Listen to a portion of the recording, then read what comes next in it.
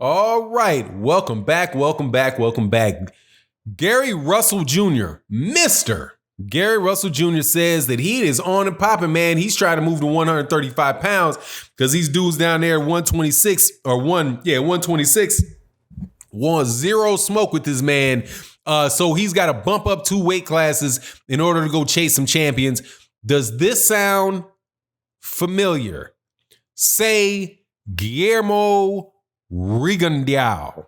Let's talk about Gary Russell Jr., these whack fighters at 126 that want zero smoke, but yet act like they're stars, and whether or not he can move to 135 pounds and really do something at lightweight. Gervonta Davis is obviously going to be one of the guys he's looking for, as well as Vasily Lomachenko. Let's talk about that and those subjects in this video.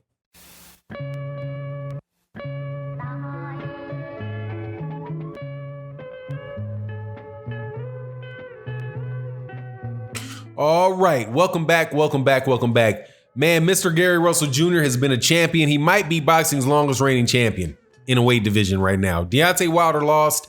Deontay Wilder, I think, got his heavyweight belt maybe a month before.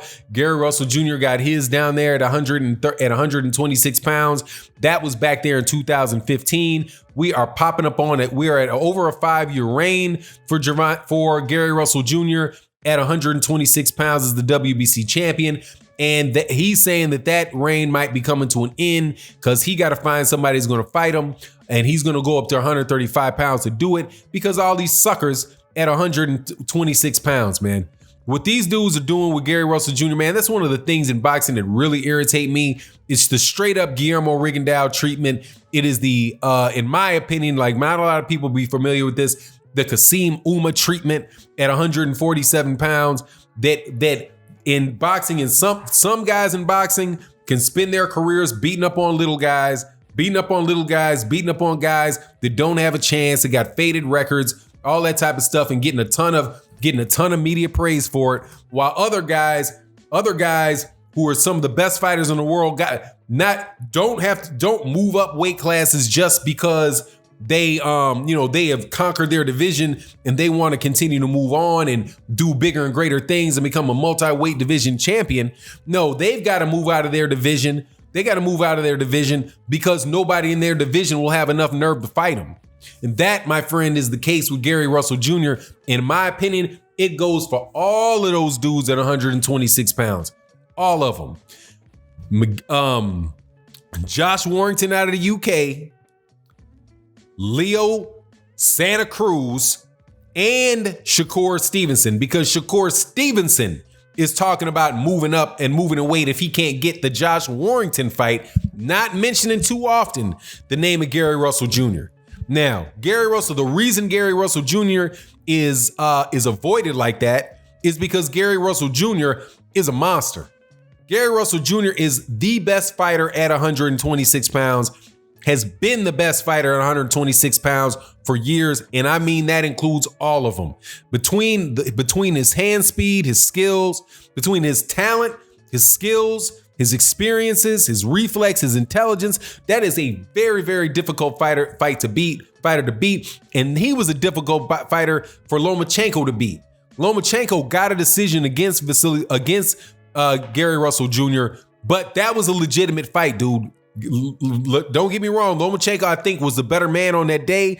But Lomachenko, if you see the size difference between Gary Russell Jr. and Vasily Lomachenko, Gary Russell Jr. looks like a guy he's fighting at 126, but could fight at 100, could fight at 100. And now he looks kind of ripped up. So I'm not sure if he can get down to 122 pounds, but you can see how Lomachenko progressed through his career, that he could go all the way up to 135 pounds. He's not a big 135 pounder, but he's big enough for 135 pounds. But if you look at what Lomachenko looks like at 135 pounds and what Gary Russell Jr. looks like in the ring at 126 pounds, it's about what and what. Lomachenko was a huge 126 pound fighter when he fought there, and when he fought Gary Russell Jr. Gary Russell Jr. is a small 126. So I say all that to say that that's the type of fighter Gary Russell Jr. is. He's that good a fighter. And it's a shame that he'd have to move to 135 pounds because these dudes won't fight him. Josh Warrington will get washed.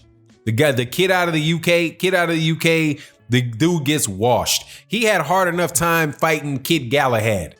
In my opinion, I can't say for sure because I never really like to argue with judges' scorecards. The judges' scorecards are what they are. That is the official result of the fight. So officially, Josh Warrington won the fight against Kid Galahad.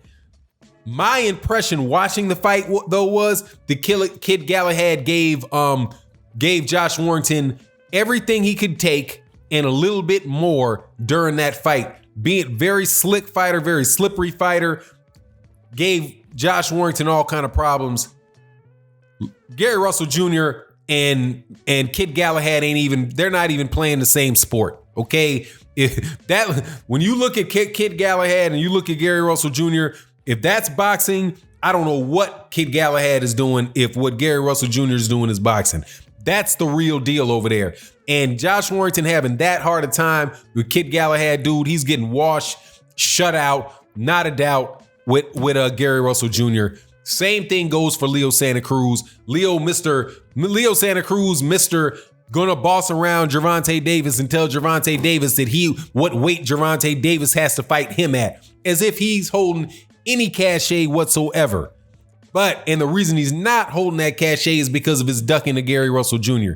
It's absolutely shameful what Leo Santa Cruz and a lot of these guys down there have done to guys like the Southpaw Gary Russell Jr., the Southpaw Guillermo Rigondeaux, the quick Southpaw Guillermo Rigondeaux, the quick Southpaw Guillermo Rigondeaux and Gary Russell Jr. You get my point. Those are top-notch fighters, and they look like they're going the same path. Guillermo Rigondeaux made the terrible mistake of beating the tar out of Nonito Donaire and popping that bubble. So then they go full blast on him in the news media. By the way, goodbye, Dan Rayfield. Goodbye, Dan Rayfield, because my man D-Style Boxing reminded me that you were one of those dudes out there crapping all over Guillermo Rigondeaux for no good reason whatsoever.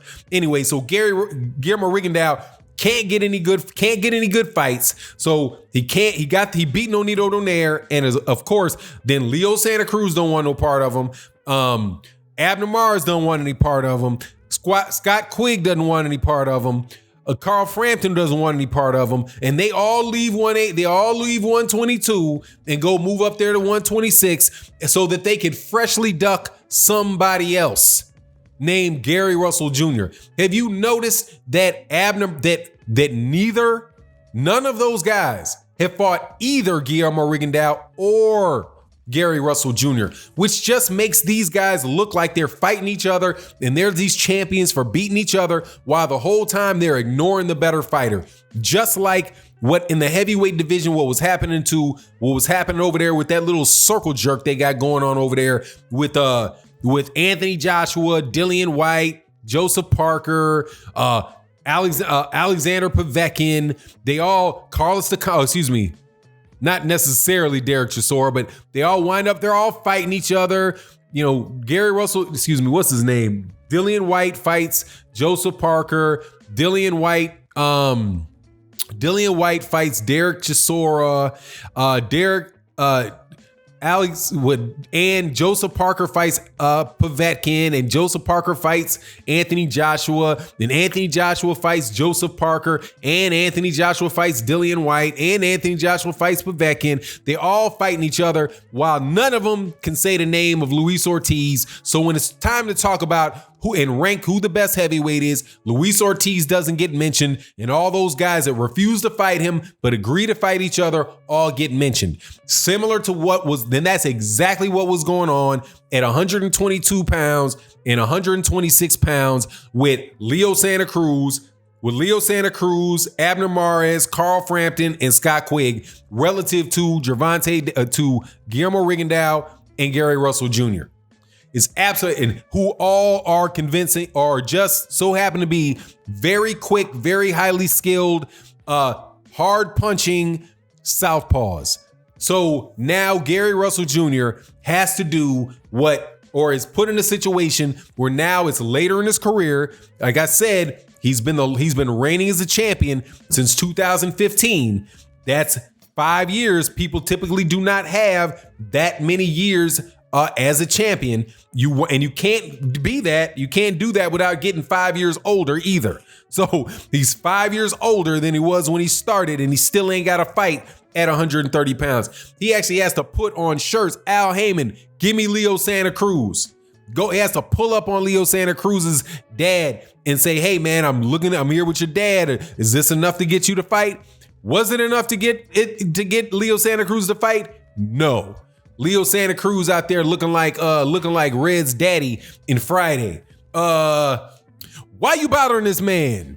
You want some? No. Why you bothering this man and jumping in his car and riding off, man? Ridiculous, dude. It's a ridiculous situation for Gary Russell Jr. to be in.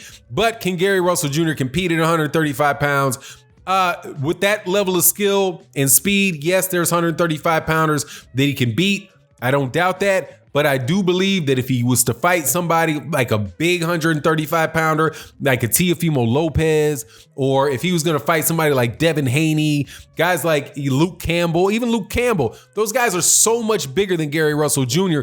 that it'll put him at a tremendous disadvantage. But yet, he'll probably get the fight because he has the Gary Russell Jr. name. That'll be another world champion that these guys beat, and they will completely forget the fact that he had to move up 2 weight classes to get the fight. I don't even think Gary Russell Jr. could move up to 130 pounds and get those guys to fight up to fight him. He's gonna have to go all the way to 135. Anyway, it's just shameful in my opinion. Shameful in my opinion, but it is what it is. You let me know what you think in the comment section. And with that, I'm out.